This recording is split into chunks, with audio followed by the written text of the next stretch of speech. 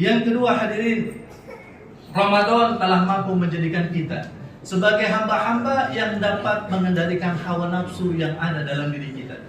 Bukankah ketika Ramadan kita bisa mengendalikan hawa nafsu perut dari keinginan untuk menikmati makan dan minum di siang hari? Kita juga selama Ramadan bisa menundukkan nafsu kemaluan, yang ini begitu sangat berbahaya kalau diumbar. Kita mampu selama sebulan menundukkan hawa nafsu kemaluan kita. Kita juga telah mampu menundukkan hawa nafsu syahwat-syahwat dunia, amarah, emosi, dan lain sebagainya. Itu semua mampu untuk kita tundukkan. Jadilah kita sebagai hamba-hamba Allah yang akal dan hati ini dapat menundukkan hawa nafsu. Karena hadirin, hawa nafsu ini adalah energi yang besar. Kalau dia tidak dikekang, dia tidak dikendalikan, dia tidak diarahkan, maka menjadi liar. Kerusakan yang terjadi di muka bumi ini karena diakibatkan oleh manusia tidak mampu mengendalikan hawa nafsunya. Korupsi merajalela, perzinahan di mana-mana, perjudian, dan semua perbuatan-perbuatan kemungkaran, perbuatan-perbuatan keji itu terjadi hadirin karena manusia tidak bisa mengendalikan hawa nafsu yang ada dalam dirinya.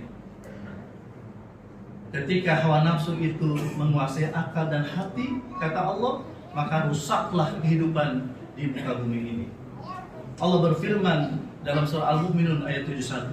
Kata Allah, "Walau ittaba'al haqqu ahwa'ahum lafasadatis samawati wal ard wa man fihinna." Kalau kebenaran, maksudnya kebenaran itu adalah akal dan hati. Akal dan hati itu kalau dia tunduk kepada hawa nafsu, terjadilah kerusakan yang merajalela di muka bumi ini. Allahu Akbar, Allahu Akbar, Allahu Akbar, walillahil hamd. Al-Imam Al-Ghazali hadirin mengibaratkan hati atau diri manusia itu sebagai sebuah kerajaan. Rajanya itu adalah akal dan hati. Beliau mengilustrasikan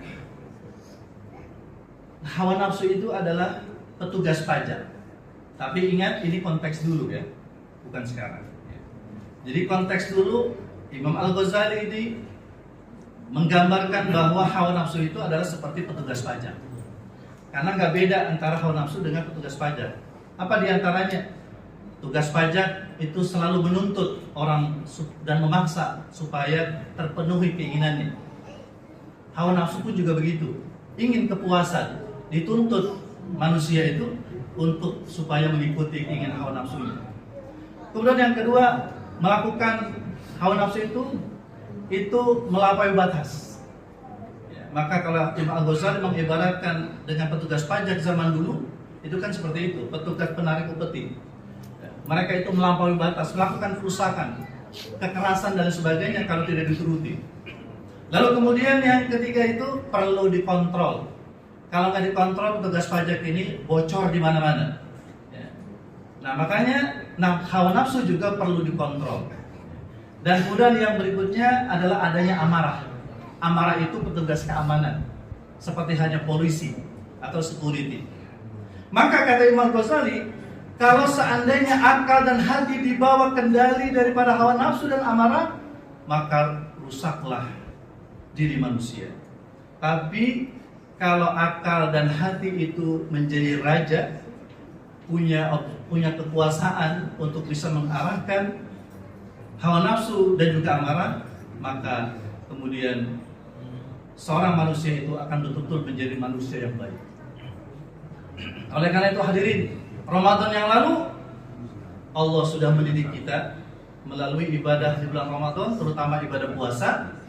Ini adalah latihan supaya kita bisa mengendalikan, menurunkan hawa nafsu yang ada dalam diri kita. Dan ternyata berhasil hadirin. Sebulan kita bisa menundukkan hawa nafsu kita.